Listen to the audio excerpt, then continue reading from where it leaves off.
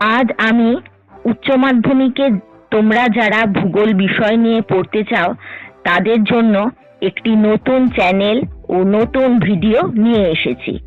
কারণ এই বছর যারা মাধ্যমিক পাশ করে ক্লাস 11-এ উঠবে তাদের প্রতিটি বিষয়ের সিলেবাস পরিবর্তন হয়ে নতুন সিলেবাস এসেছে, অথচ এখনো বই আসেনি।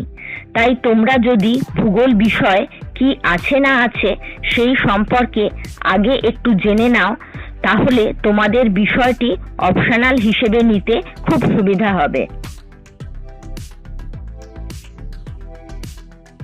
এবার আসছি একাদশ দ্বাদশের সেমিস্টার পদ্ধতি নিয়ে। এবারে তোমাদের একাদশ শ্রেণীতে 2টি সেমিস্টার হবে এবং দ্বাদশ শ্রেণীতে 2টি সেমিস্টার হবে।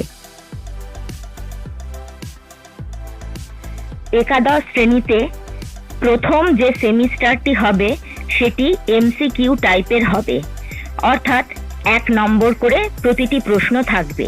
এইভাবে 35টি প্রশ্ন থাকবে, যার মোট নম্বর হবে 35। একাদশ শ্রেণীতে এবার আসছি দ্বিতীয় সেমিস্টারের কথায়। সেখানে তোমাদের 35 নম্বর মার্কস থাকবে। সেখানে শর্ট অ্যান্সার টাইপ কোশ্চেন থাকবে এবং লং অ্যান্সার টাইপ কোশ্চেনও থাকবে। এছাড়া এরপর তোমাদের অনুষ্ঠিত হবে প্র্যাকটিক্যাল এক্সাম 30 মার্কসের। এবার আসছি দ্বাদশ শ্রেণীর কথায়। দ্বাদশ শ্রেণীতেও 2টি সেমিস্টার হবে, যার প্রথমটিতে এমসিকিউ হবে 35 নম্বরের এবং দ্বিতীয়টি এসে অর্থাৎ শর্ট অ্যান্সার টাইপ কোশ্চেন এবং লং অ্যান্সার টাইপ কোশ্চেন হবে 35 নম্বরের। এরপর তোমাদের প্র্যাকটিক্যাল এক্সাম হবে 30 মার্কসের।